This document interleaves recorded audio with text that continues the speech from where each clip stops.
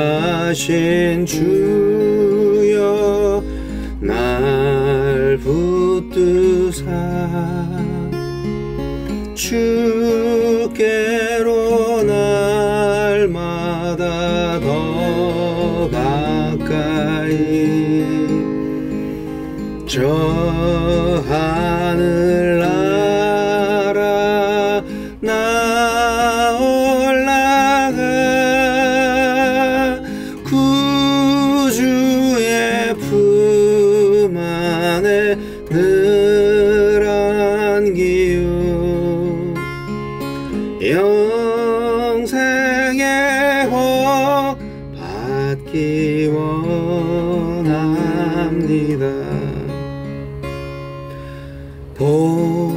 봉헌할 물건 나 없어도 날마다 주께로 더 가까이 내 죄를 주께 다 고하니 주님의 보혈로 날 씻으사 눈보다 더 희게 하옵소서. 안악한 마귀 날 깨어도 주 예수 앞으로 더 가까이 이 세상 속한 그 허영심 또 추한 생각을 다 버리니 정결한 맘 내게 주옵소서.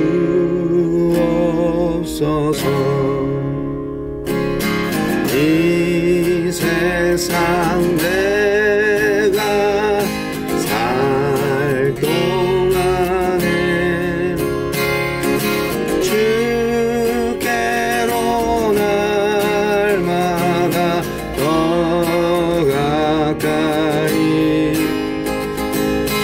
저 배는 천국 나 들어가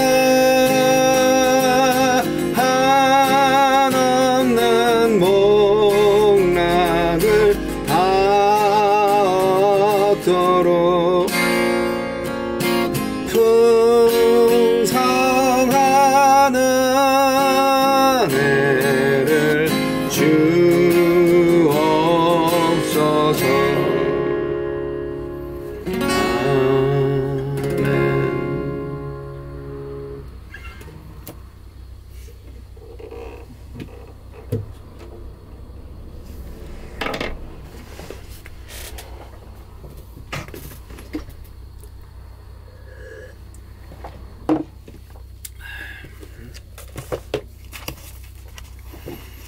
아멘. (3월 11일) 금요일 레위기 7장 28절로 38절 말씀.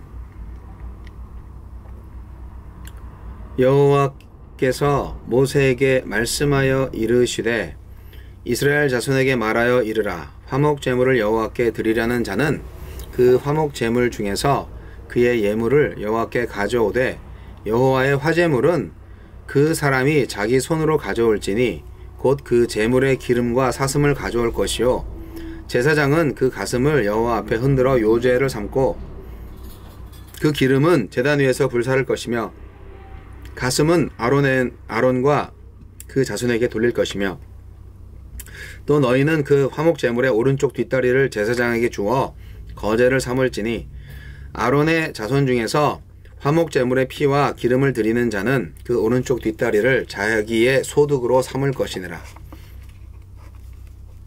내가 이스라엘 자손의 화목제물 중에서 그 흔든 가슴과 든 뒷다리를 가져다가 제사장 아론과 그의 자손에게 주었나니 이는 이스라엘 자손에게서 받을 영원한 소득이니라.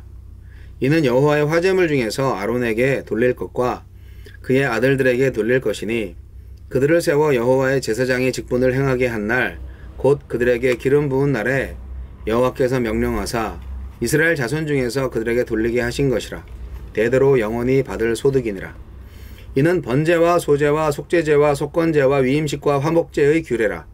여호와께서 시내 광야에서 이스라엘 자손에게 그 예물을 여호와께 드리라. 명령하신 날에 시내산에서 이같이 모세에게 명령하셨더라. 화목제의 고기 분배. 우리에게 주시는 교훈은 무엇입니까? 본문은 화목제 규정에서 고기를 분배하는 이야기를 다룹니다. 화목제에서 제사장에게 돌아갈 부분과 제사장 위임식에서 제사장의 몫으로 들어갈 부분을 규정합니다. 화목제물 일부는요, 영원한 제사장의 소득이 되게 하셨습니다. 지금도 하나님은 하나님의 일에 직접 참여한 일꾼들을 먹이시고 입히시되 성도의 감사와 자원하는 마음을 통해서 하십니다. 교회가 사역자에게 인색해질수록 좋은 사역자 만나기도 힘들어질 것입니다. 사역자를 귀하게 여기고 사역에 전념할 수 있도록 성심껏 지원해 주십시오. 제사자가 직접 화목제물을 하나님께 가져가면 기름, 가슴, 오른쪽 뒷다리 화목제물, 제사장은 그 중에서 기름은 제단에서 태우고 가슴은 모든 제사장에게 분배하고 오른쪽 뒷다리는 집례한 제사장 몫으로 갔습니다. 그 전에 먼저 가슴은 요제로 뒷다리는 거제로 하나님께 드려야 합니다. 둘 다 정확한 뜻은 분명하지 않지만 하나님께 구별하여 드리는 제물을 가리킵니다.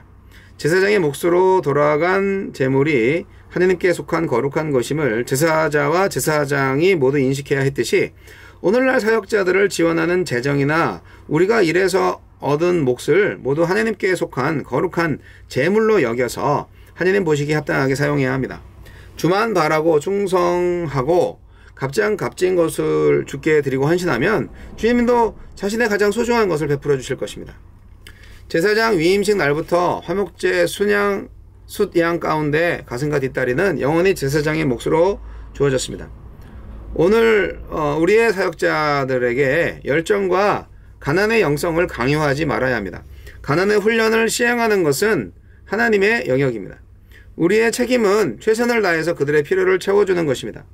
노회도 교회 설립을 허락하였거든 사역자의 생계를 돌보는 일을 개교회에만 맡기지 말고 끝까지 책임져 주어야 합니다.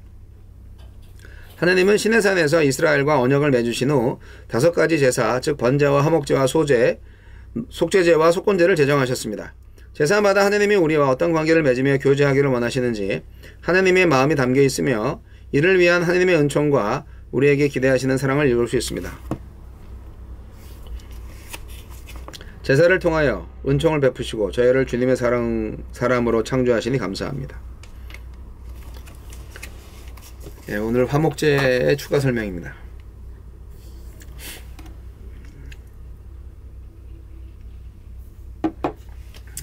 어제 하루 종일 두통에 시달리다가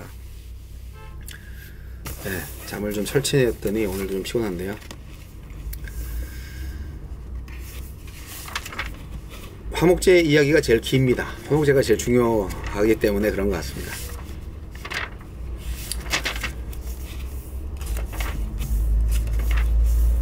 화목제물 일부는요, 제사장의 영원한 소득이 되게끔 정하셨네요.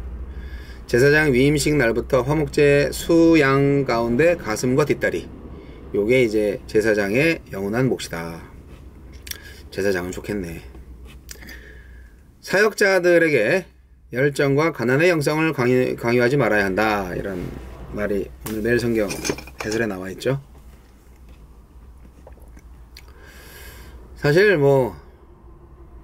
직원 뽑을 때도 그렇잖아요. 회사에서 직원 뽑을 때도 좋은 연봉과 좋은 근무 조건, 복지 혜택을 부여한다고 하면 당연히 좋은 인재들이 많이 모이지 않겠습니까? 교회 사역자도 마찬가지죠. 뭐 전임 목회자, 전임 사역자들은 교회에서 주는 사례비로 생계를 유지하는 게 전부이니까 어찌 보면 충분히 생활할 수 있도록 지원해 주는 게 당연한데요. 이제 문제는 하고 싶어도 교회 재정이 힘드니까 충분히 못 해주는 경우는 어쩔 수 없지만 할 수 있는데 이제 하지 않는 경우도 꽤 많이 있어요. 목사는 가난해야 된다, 뭐 이렇게 생각을 하시는 것 같아요. 그 교회에 대한 하나님의 판단과 하나님의 은혜가 어느 수준인지 어느 정도인지 뭐 각 교회마다 다르겠죠. 여하튼 뭐 성경은 원칙만 제시하니까요.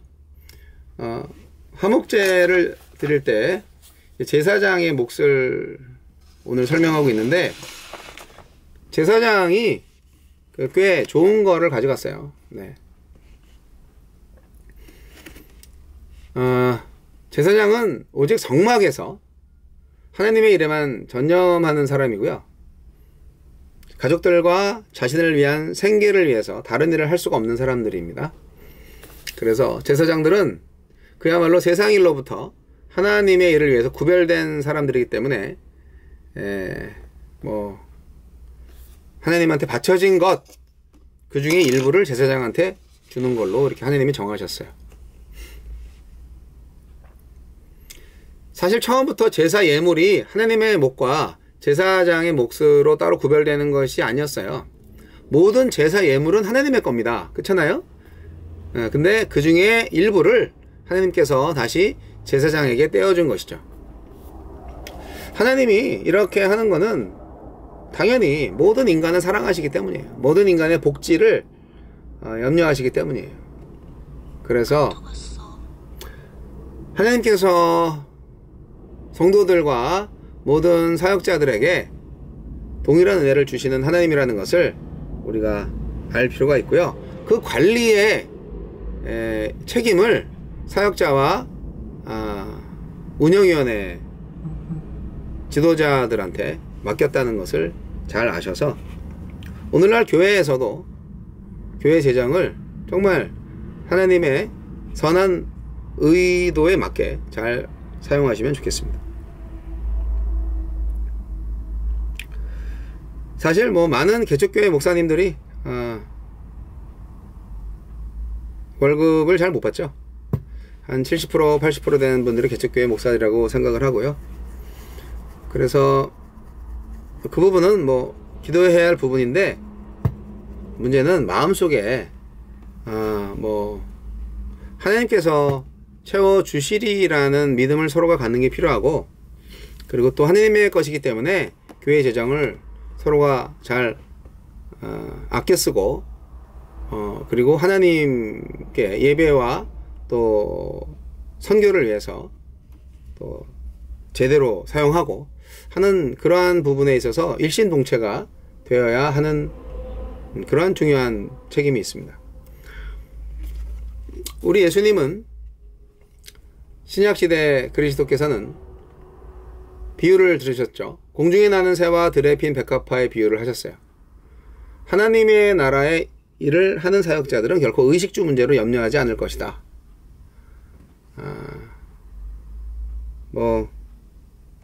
그래서 저는 그 미국에서 살 때 먼저 그 나라와 그 일을 구하라. 그래야만 모든 것을 더하시리라. 이 말씀 믿고 일을 안 했죠. 개척교회를 하고 수입이 거의 없는데도 일을 안 했어요. 그래서 땅 파먹고 살아야 할 처지에 이르렀죠. 네. 근데 이제 그 다음에 깨달았어요. 하나님의 나라는 예배실 안에만 있는 게 아니고, 하나님의 의는 예배하는 시간에만 펼쳐지는 게 아니라 모든 삶의 현장이 예배당이고, 모든 삶의 순간이 하나님의 의가 이루어지는 때와 장소다. 그런 깨달음이 왔어요. 먼저 그 나라와 의를 구한다는 것은 오히려 더 일상생활 가운데에서 하나님의 나라를, 하나님의 통치를 이룬다는 그런 뜻이라는 것을 알게 됐죠. 그러니까 이 성경 말씀을 너무 작은 의미, 협의적인 의미로 해석을 해왔던 거예요. 좀 넓은 의미로 해석을 해서 처음부터 교회에서 사례배가 좀 부족하다. 뭐 개척교회는 당연히 부족하겠죠. 개척교회 나름이겠지만, 그러면 처음부터 계획을 세워서 생업을 하는 일까지 계획을 세워서 이제 목회를 시작을 했어야 되는데, 그런 거를 신학교에서 절대 가르쳐 주지 않죠. 어디서 배우지도 않고. 그래서 제가 중형교회를 사임하고 나서 한 1년 동안, 한 1, 2년 정도는 아내가 이제 조금 벌어다 주는 것으로, 그리고 또 각종 가족들의 보조금으로 생계를 유지하다가 굉장히 어려운 상황을 좀 많이 겪었어요. 유틸리티를 못 내서 몇 달간 있기도 하고, 뭐 수도나 가스가 끊어지는 경우도 있었고, 그리고 이제 월세를 계속 못 내니까 결국은 이제 쫓겨나는 경우도 있었고, 더 조그만 집으로 가는 경우도 있었고, 여러 가지가 있었습니다.